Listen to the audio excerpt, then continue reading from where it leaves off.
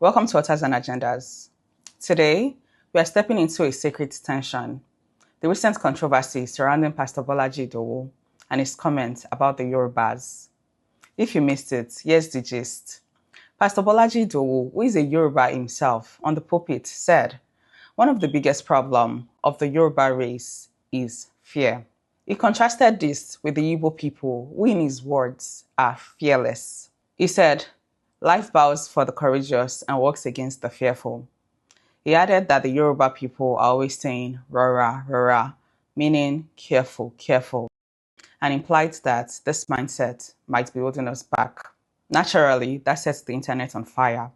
Some people were furious, and some were nodding in agreement. But the question we're asking today is, was he wrong? Or was it just badly phrased? Let's talk about it. Let's start with context.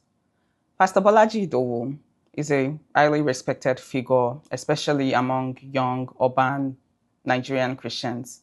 When he speaks, people listen. But this time, his choice of words, the Yoruba people has a problem with fear, sounds more like a rebuke than a reflection. And the tribal comparison to the Igbos didn't help. And here's why.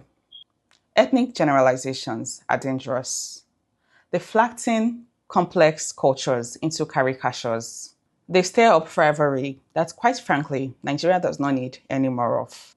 But if we peel back the controversy and really listen, I think we will find something more complex, something worth exploring.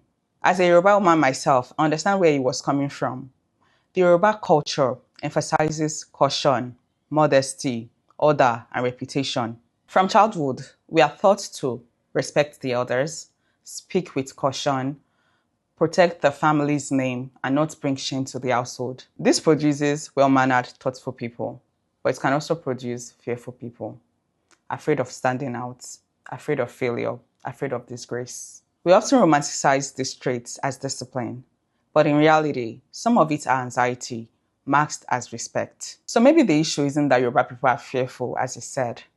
Maybe the better term is culturally cautious. In a world that rewards risks, boldness, and loud innovation, caution can be seen as cowardice, even if it is not. Let's zoom out. In Nigerian socio-economic landscape, especially in business and politics, boldness often pays. The person who pushes, who takes what they want, who demands what they want, is the person who succeeds. This is where the Igbo comparison comes in. People view Igbos as inherently entrepreneurial and bold. But even that is a stereotype. Not all Igbos are fearless, and not all Yorubas are cautious. It is unfair to boil entire ethnic groups into one character trait. Still, the perception exists, and it shapes how people move in society. So when Pastor Bolaji said, life bows to the courageous, I believe what he meant was, if we want more for ourselves as a people, then we need to cultivate more courage. The message isn't bad, but the framing, problematic. Now, here's where faith comes in.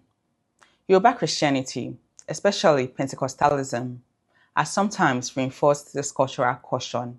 We speak on waiting on God and not moving before our time and not being too forward. But there is a fine line between waiting on God and being paralyzed by fear.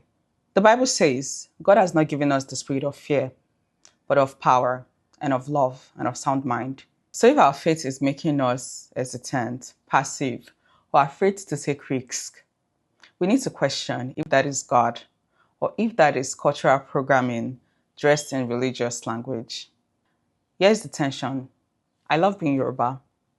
Our language, our culture, our proverbs, our food, our music.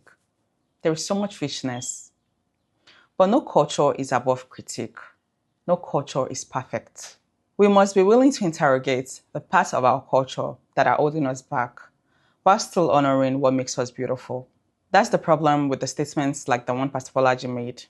They often come across as dishonoring, especially when made publicly and in comparison to another tribe. But there's a way to critique from within, with love, nuance, and care. We don't have to choose between culture and courage. We can be deeply Yoruba and deeply bold. We can say Rora and still run with vision. We can teach respect and still raise risk takers. Balance is where the power lies. So, was Pastor Bolaji wrong? I don't think so, not entirely. But could he have said it better? Absolutely. This is the work of old intention, of loving our roots while pruning them, of being unafraid to ask, is the caution still serving us or stifling us?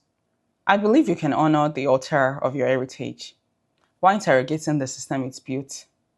That is not betrayal. That is growth. Thank you for listening. I would like to hear your thoughts, especially from my fellow Yoruba brothers and sisters. What do you think? Is our culture too cautious, or is the world just so obsessed with noise? Until next time, walk in truth and walk in courage.